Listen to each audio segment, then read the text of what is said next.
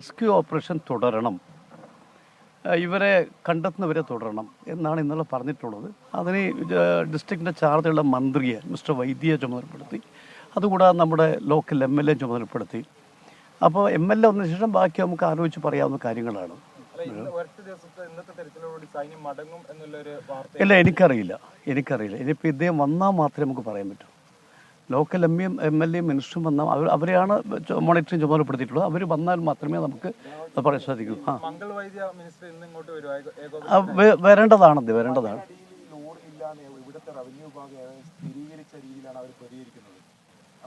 അല്ല, ഏതായാലും ഇപ്പം നമ്മൾ മണ്ണെല്ലാം മാറ്റാനുള്ള നടപടി നടന്നുകൊടുക്കുകയാണ്. അതിന് ശേഷിയിൽ പറയാൻ പറ്റും, നമുക്കിപ്പം പറയാൻ കഴിയില്ല.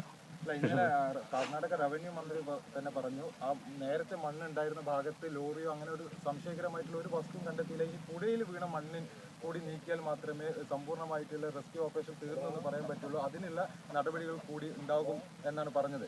നമ്മുടെ ഒരു ആവശ്യം, പുഴയിൽ വലിയ തോതിൽ മണ്ണ് ഉണ്ട്, ആ മണ്ണും കൂടി നീക്കാനുള്ള ഒരു പരിശോധന വേണം എന്നുള്ളൊരു ആവശ്യം നമ്മുടെ ഭാഗത്തു നിന്നുണ്ടാവുമോ? നമുക്ക് പറയാം. നമുക്കിപ്പോൾ ലോക്കൽ MLA അദ്ദേഹമാണ് മോണിറ്ററിങ്ങിൻ്റെ ചുമതല ഇവിടെ. അദ്ദേഹത്തോട് നമുക്ക് പറയാം, അദ്ദേഹം ഇതിനും തയ്യാറാണ്.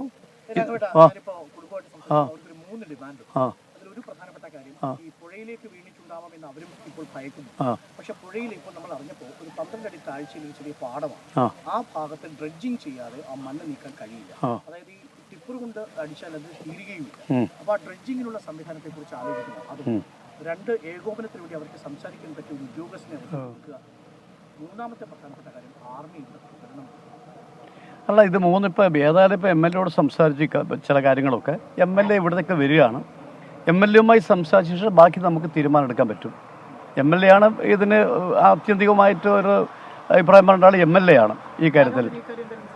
ഞാൻ അത് വന്നാൽ നിർബന്ധമായി ഈ മൂന്ന് കാര്യം സംസാരിക്കും.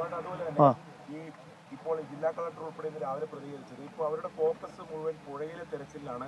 ആർമി കരയിൽ തെരച്ചിൽ നടക്കുന്നുണ്ട്. പക്ഷേ ഈ പുഴയിലെ തെരച്ചിൽ പോലും വളരെ വൈകിട്ടാണ് തുടങ്ങിയത്. ഇന്ന് തന്നെ നേവിയുടെ തെരച്ചിൽ ഒരു പ്രായോഗിക തലത്തിൽ അല്പസമയം മുമ്പാണ് തുടങ്ങിയത്. അവർ ബോട്ട് ഉപയോഗിച്ചുള്ള തെരച്ചിലൊക്കെ ഒരു മൊത്തത്തിൽ ഇത് അവസാനിപ്പിക്കാനുള്ള ശ്രമം ഇവിടുന്ന് നടക്കുന്നുണ്ടോ? അല്ലെങ്കിൽ നമുക്കങ്ങനെ പറയാൻ കഴിയില്ലോ. കാരണം നമ്മളിപ്പോൾ അദ്ദേഹം MLA ഇങ്ങോട്ട് വരുന്നതിന് MLA കഴിഞ്ഞ ദിവസങ്ങളെല്ലാം വളരെ ആക്റ്റീവായിട്ട് ഉണ്ടായ ആളാണ് MLA. അദ്ദേഹം ഇപ്പോഴും ഇങ്ങോട്ട് വരികയാണ്. അദ്ദേഹം എന്നോട് പറഞ്ഞത് ഇത് റെസ്ക്യൂ ഓപ്പറേഷൻ തുടരണമെന്ന്.